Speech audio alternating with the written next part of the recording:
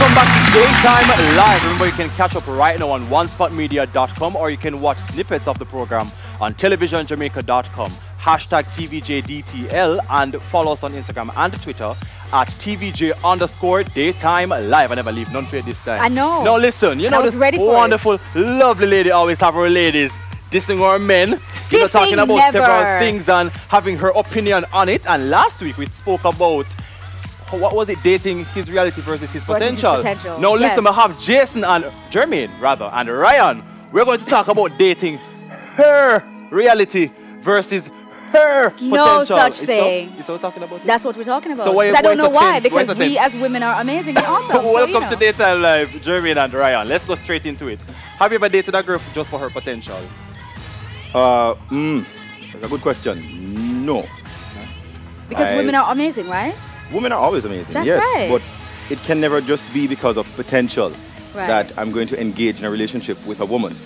There has to be a lot more brought to the table. Personality, character, interest, commonalities, right?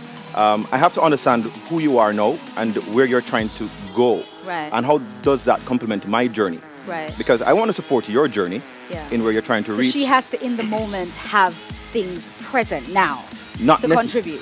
Not necessarily. Well, let me ask you this. When you say have things now to contribute, elaborate on that. You say the relationship needs to work on the level you want it to work at. It needs to work like that right now.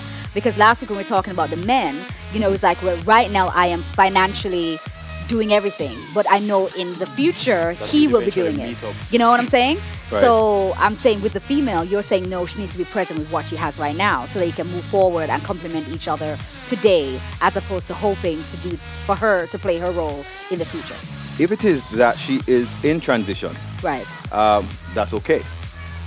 But where are you right now? What are you trying to do right now? What plans do you have? Because that's a question I ask. You know, where do you see yourself in 5 years? Right. So if I know that you're working on a goal, on a plan right now, that's possible. But if you really have no clue of where you're going, but you want, because you're good looking. All right. So that's not enough. All right. Let's you look at it from that perspective. Honestly, hashtag don't judge me. I honestly, I used to kind of only date, I'm going to regret this, it's okay, doctors and lawyers, particularly because those two specialized professions for me, I look at you and I see where you are in 5 years. I see where you are in 10 years. Well, does that mean that's smart? Because at the end of the day, you want to ensure that you have some stability where that is concerned. No, why you want me to take off my earrings and take off my shoes on the show? You see, a part of the problem is that some of these women as well, it's the same thing they do. So what's the problem if we do it? Of course, yeah, man, with different. But yes, and that's a good way to look at it, because at the same time, you want to ensure that you're planning for the future. You want to ensure you're planning for stability. Definitely. You want to ensure that you're planning for support and all of that. And I feel that looking at it from that perspective is an interesting way, because you are 360 view. Things might come as a shock. Right. You know, as a shock throughout the course of it. But at the same time, having certain things, you know, these are like some pre-qualifications. So it becomes easier when you just right into I want to go back to the gentleman called Jermaine that only dates women who are lawyers and doctors, you say? Once upon a time, but you know, we've grown since then. But you grew up, right? You realize that's... It's been a couple of days, weeks, months here since that time. So, you know, we've certainly... So last month. Mature. Since then, okay. And your reason for that is because you wanted to assure yourself that she will be in a position to financially be present in a way that you would appreciate. I can concretely see it from right now. So are you a lawyer? No, I'm not a lawyer. Are you a doctor? I'm not a doctor. Only she had to go here. Listen, all right, so what, that's all I gotta say. The notion of dating unemployed women, though, what's your take on that, Ryan? Dating unemployed women, it's a possibility.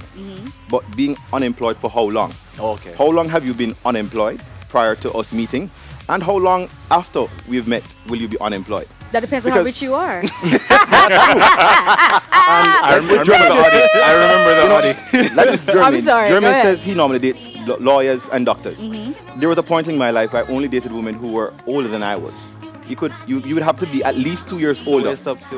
Because for me that brought stability, and those women for the most part, we're already dating. We're already employed, gainfully employed. Wait. So you're saying you were dating up, while by standard of justification, she was dating down.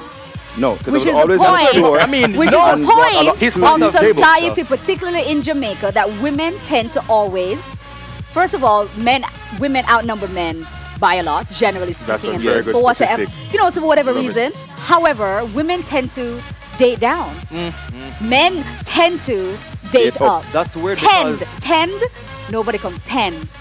I love where you said that, but Jermaine, I want to get your opinion on dating an unemployed woman. I don't need the opinion because it clearly stated that it's only the lawyers and the doctors you head Once upon a time, guys. Once upon a time. But as for unemployed women, no, it depends on the type of unemployment, the mental space that you're in, because women, that's right. Like just to look at it from back in the old days, women. All right, best example. My mother, her goal in life was to raise her children. So that would have been her job. You can look at it as her employment, but from the definition of, let's say, employment. I'm just giving you Air 5 over there. Very you can give me a real 5, that's fine. Yes, I like that. Smart. Yeah. So if your type of unemployment mentally is, I want to raise children, I want to ensure I go to all their football matches, that space, I'm okay with that. But if you're the level of unemployment where, so hey Jermaine, I want to hear on the makeup. I need this. Need to get nails. I gotta get a manicure. I don't even. Okay, so but wait a minute. So if I am looking after the kids, which means I don't have an income, how do I get my hair done? No, that is fine because that's in that space. I'm saying outside of that space, if you're just unemployed, I can't see you looking at the forecast. I can't see you with your 30-day plan, 60-day plan, yearly plan, 5-year plan. I'll get you. But you still want to get your support. What about hustling women though? Because you have some women who are not like the typical 9-to-5. You have some women who own them hair salon. It's called entrepreneurial women. That's employment. Yes. Yeah. So you're earning and you're bringing something to the table. I know. It's called the ICI. What about specifications? Do you want to specify the type of hustling woman that you'd probably take up our? So what if I have my stall downtown and I'm hustling and I'm that's no problem. What we call them higglers. Yes. I'm a higgler. Is that's okay? Because I'm earning, I'm you're working, bringing so it something doesn't to matter. the table. It's no. I like that. The personality that comes with your hustle. You understand me? There's one thing I cannot deal with is a cantankerous woman. You want to sit on the roof? Is that what they say? Yeah, no, I can't do that. I want to come home to peace and contentment. That depends on how well you pay to do our hair. She'll be happy. You see Nisha going back to right. And then we're okay. So what happens when I don't know. When I can't pay? What happens when I can't pay for that hairstyle this month? There's no peace in the house. But you know what, guys? I want to say something. I want to say that I'm really enjoying listening to you both, the three of you, and what you're saying. Because it's true. Men bring stuff to the table and women need to bring stuff to the table. So it's not one or the other. But I hope that you guys are realizing that society is predisposed to certain kind of behavior. And expectations. Yeah.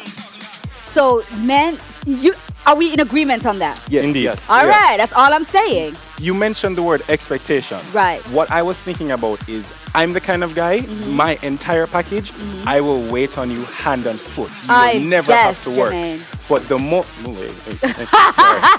the moment I don't like the fact that there are some women who are unemployed and expect me to do it. I will do it, Just the moment you make it an expectation and a requirement, that's what I do think both persons need to contribute equally to the relationship and to the whole situation. So I really appreciate this conversation. And contrary to what Joel says, I'm not man bashing. I'm just talking like it is. I feel quite confident because we got it all in. Whatever, Daytime Live, guys. Daytime Live will be right back. Join us after the break. We want to say thank you to our gorgeous men, Man Crush Monday. Yes. Go ahead.